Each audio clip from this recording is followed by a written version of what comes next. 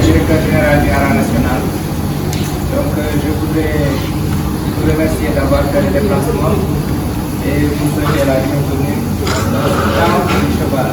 On est très ravis de vous recevoir ce matin en collaboration avec le CNP de Pacifique. Donc bienvenue chez vous. On va tout d'abord marquer une petite pause pour rehausser un peu le taux de glycémie avant d'entamer les travaux. Bonne idée. Merci beaucoup.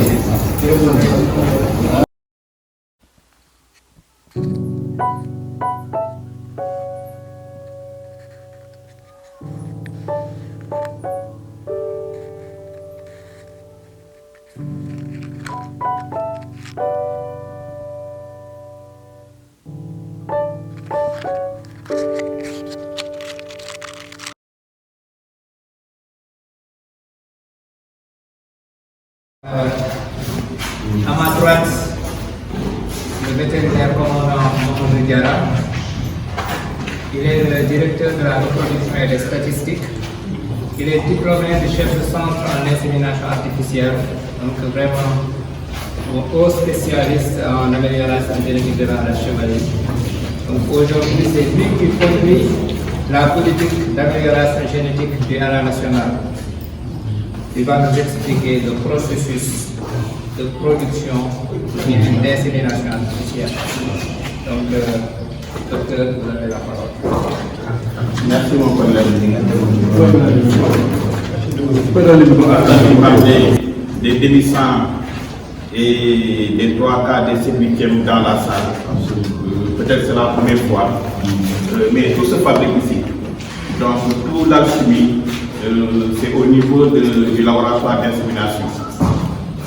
C'est un processus assez rigoureux qui demande certaines normes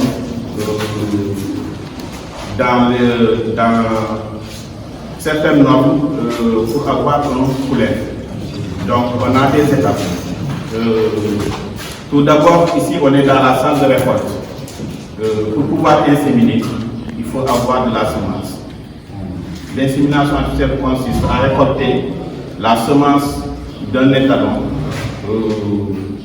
multiplier ça, je peux dire, en plusieurs doses. Parce que si c'est la saillie naturelle, c'est une seule fois. Un étalon peut inséminer, peut saillir une seule fois.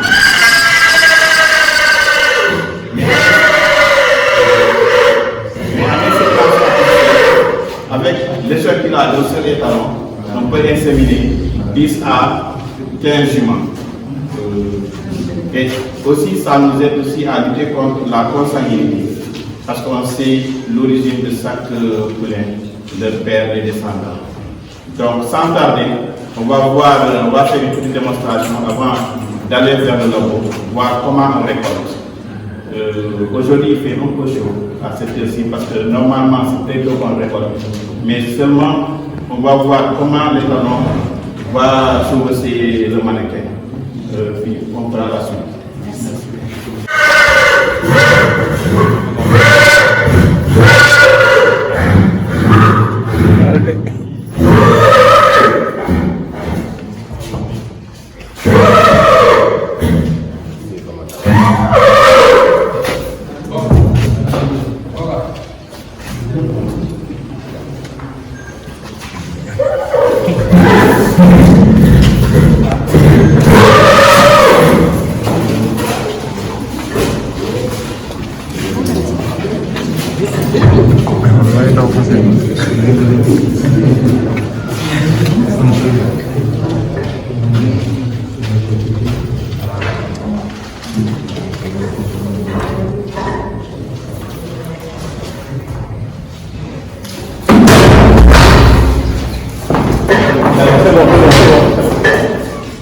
C'est bon. C'est bon.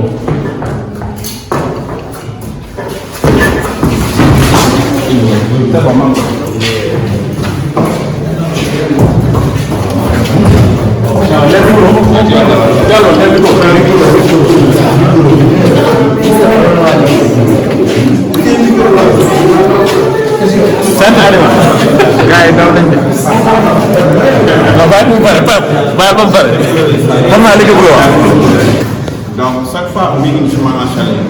Pour qu'on puisse inséminer, il faut que la jument soit en chaleur. Donc, les juments ont un cycle sexuel. Comme c'est la femme, c'est 28 jours. Donc, c'est dans la phase d'œstrus, la phase des chaleurs, qu'elle accepte le mâle. Donc, derrière, on va mettre une jument en chaleur pour exciter le mâle. Donc, une fois excité, l'étalon va chevaucher le mannequin. Donc, on a un vagin artificiel qui est là. C'est à l'aide de cet appareil qu'on récolte la semence. On a deux couches de capote, une capote souple et une capote dure. Donc, la capote souple, elle est interne, lubrifiée pour faciliter l'entrée de la graine. Donc, au bout, il y a un bocal pour retenir la semence.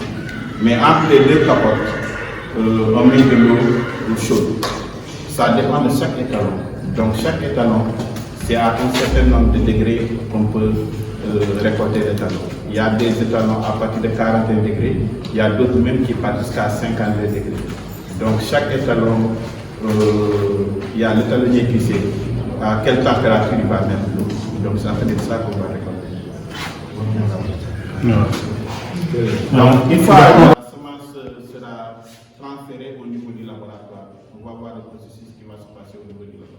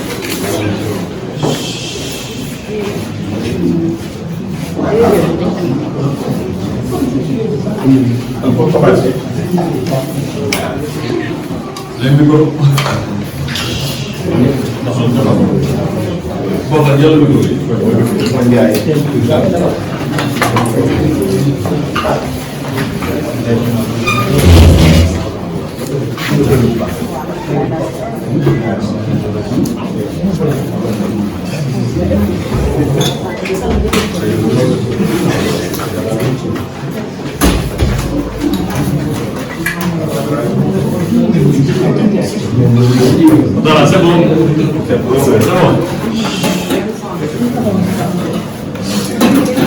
Donc, une fois récoltée, la semence est filtrée dans un biberon, dans un bain marin, toujours réglé à 37 degrés, pour que la chaleur ne puisse pas tuer les spermatozoïdes. Après la récolte, on va filtrer la semence, voir la quantité de semence donnée, assez graduée. À partir de cette quantité, on pourra savoir combien de juments on va inséminer. Donc, pour une dose de semences fraîches, il faut au minimum 200 millions de spermatozoïdes pour une jument. Donc, on a la concentration, on a le volume. On peut calculer le nombre de spermatozoïdes dans un flacon. Donc, ça, c'est des milliards. À partir de ça, on fait des calculs pour savoir combien de juments inséminés. Donc, pour calculer la concentration, on a un appareil de l'autre côté, le spectrophotomètre, qui nous permet de calculer la concentration. Donc, on a deux types d'appareils. Un appareil qui nous permet de faire une lecture directe de la concentration. Un autre appareil qui permet de calculer la densité optique, puis de savoir la concentration. Donc, après tout cela, maintenant pour préparer les juments, les étalons à la saison de monte, il faut faire un spermogramme. Donc on a tout le matériel pour faire ça, calculer la concentration, la motilité, le pourcentage de spermatozoïdes vivants, le pourcentage de gel. Donc on a un appareil qu'on a récemment acquis.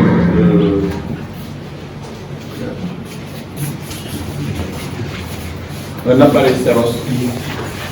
Ça nous permet de faire le spermogramme pour chaque saison. Donc chaque début de saison, tous les étalons sont vérifiés, voire est-ce que cet étalon il est apte pour la saigne, ou bien chaque étalon, quel nombre de juments il pourra faire dans la saison, ça dépend du rythme de la récolte.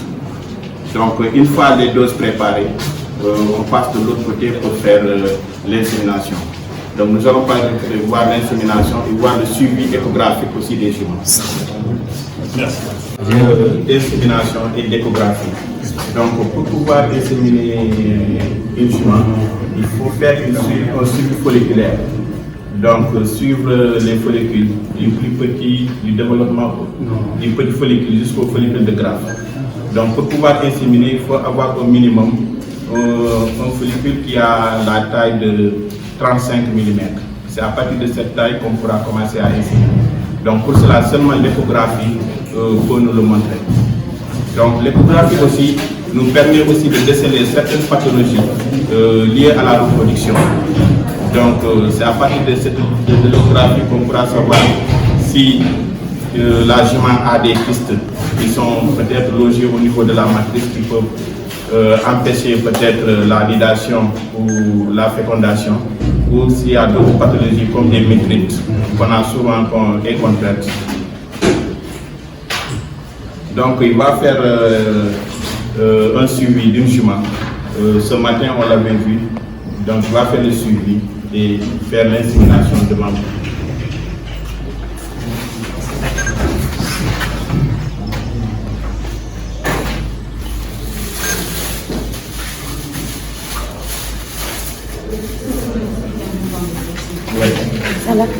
Bon, actuellement, il fait le déboulage. Donc, on va enlever les protéines au niveau du rectum. Parce que l'échographie se fait endorectale. Il passe par le rectum pour pouvoir visualiser l'utérus qui se trouve en bas. Il va visualiser l'utérus, voir aussi les deux ovaires, l'ovaire gauche. Et voir là où se trouve le développement folliculaire. Au niveau des images, vous allez voir.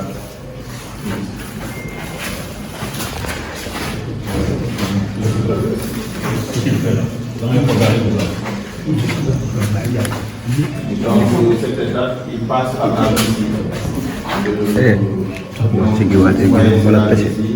il vient au niveau de la matrice, vous avez vu, c'est comme une coupe d'orange. Une jument qui est en chaleur, la matrice se présente comme ça.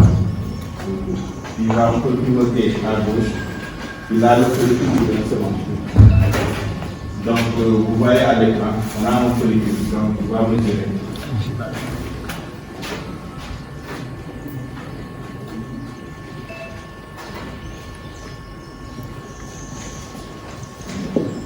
La mesure se fait des deux sens, puis fait une moyenne pour voir la taille. Donc ici on a 35, 41, donc ça me fait 38. Donc on a une de 38 mm. Donc la tête c'est. Maintenant on va faire l'insémination.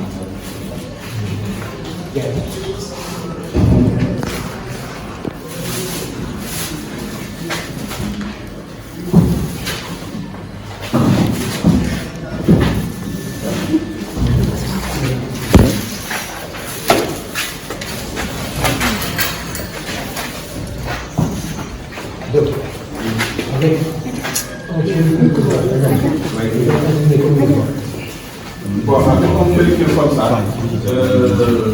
si on ne fait rien, on n'intervient pas, on peut inséminer ça 3 fois, chaque 48 heures. Donc ça va couvrir toute la semaine.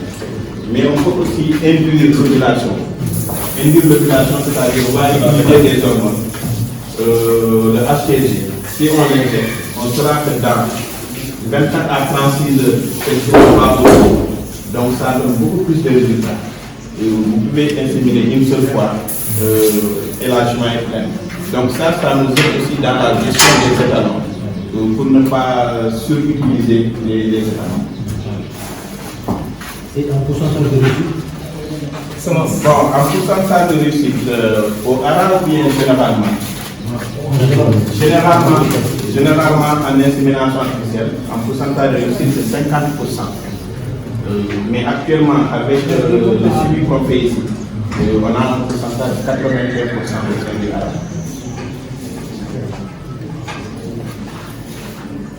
Il a ouvert bien.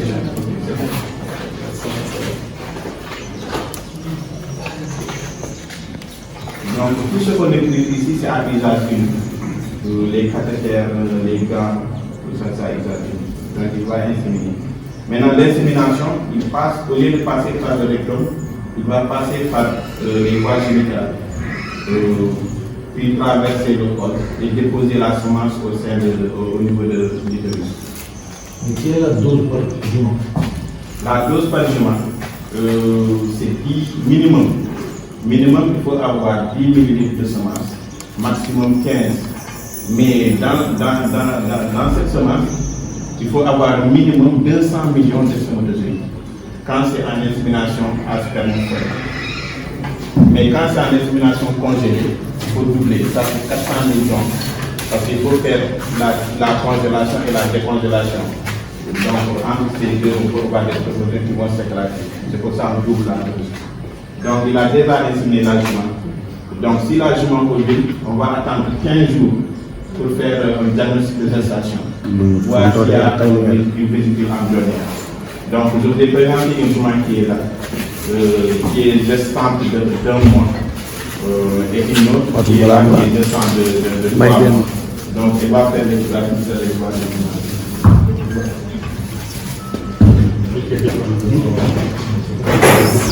C'est une jument pure sang. Donc, là, c'est une jument privée qui est venue.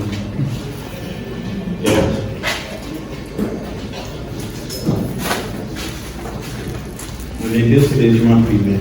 Donc, là, c'est des juments du cette jument vient de Togo. Elle s'appelle le Diabo. Et l'autre là vient de Niang. Elle s'appelle Fidèle.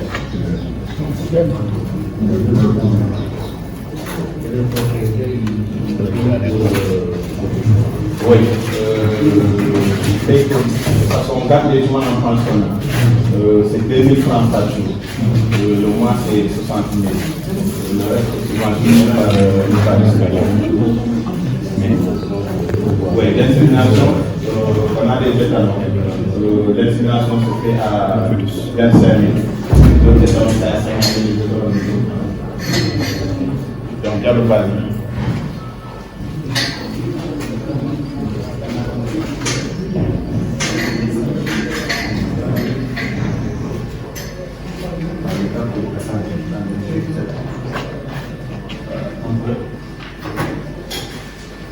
Donc, on a la vésicule amnionique qui est là. La cavité, tout ce qui est noir, c'est du liquide amniotique. Donc, on a l'embryon qui est là, tout blanc au milieu.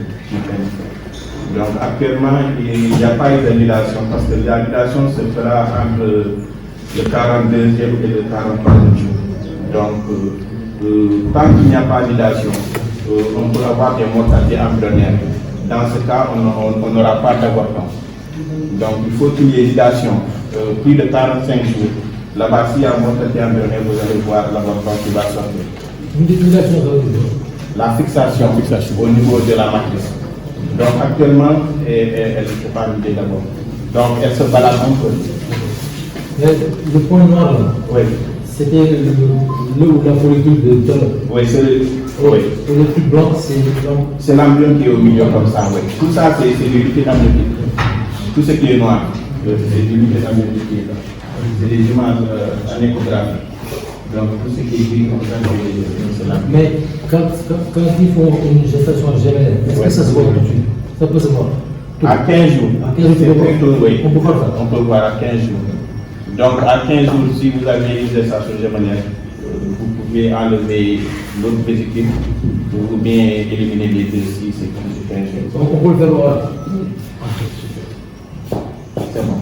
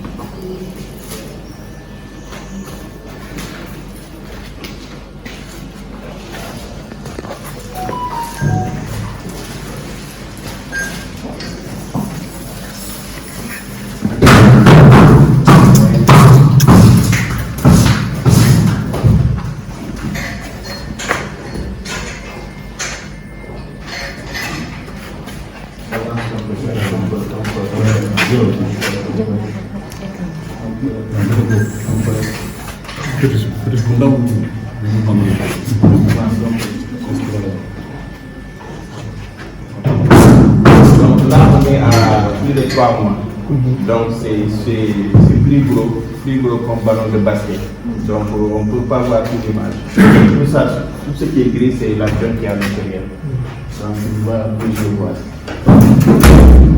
Donc tout ça, c'est la viande qui est là.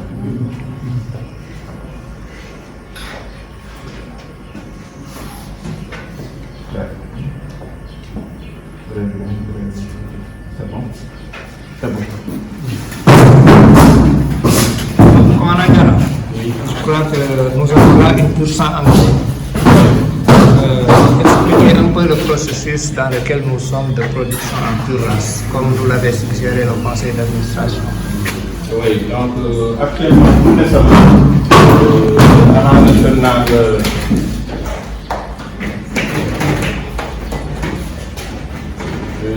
l'agent national veut produire des poulets pur sang. Donc on a 3 juments pur sang qui sont là. Donc on veut produire des pur sang nés et élevés au Sénégal. Donc ça c'est la politique peut-être du conseil d'administration. Ils ont suggéré de produire nos propres sang au lieu de prendre beaucoup d'argent, d'aller acheter des pur sang à l'extérieur, d'essayer de produire au moins pour combler un peu ce vide. Parce que en réalité, normalement, à l'instar des autres pays, le Sénégal doit avoir peut-être ses propres courses de chevaux pur sang. Donc on doit être sur cette lancée, produire nos pur sang, et ça commence par là, petit à petit. Ça vous convient d'aller Les doses, non, les étalons, les prix varient, du prix degré de l'étalon dont vous voulez et de la carrière de l'étalon en France. Parce que le prix d'un étalon qui a fait les courses hippiques, qui a gagné des courses de groupe 1, c'est pas la même qu'un étalon qui n'a pas couru, mais un étalon qui n'a pas fait de saillie dans les années. Alors, les fourchettes, c'est énorme, parce que nous, on a acheté des étalons de 16 millions. 16 millions, ça c'est le minimum, mais là-bas, il faut 100 millions. Encore, il y a des étalons qui coûtent plus de 100 millions. Et là, on en a combien en Sénégal?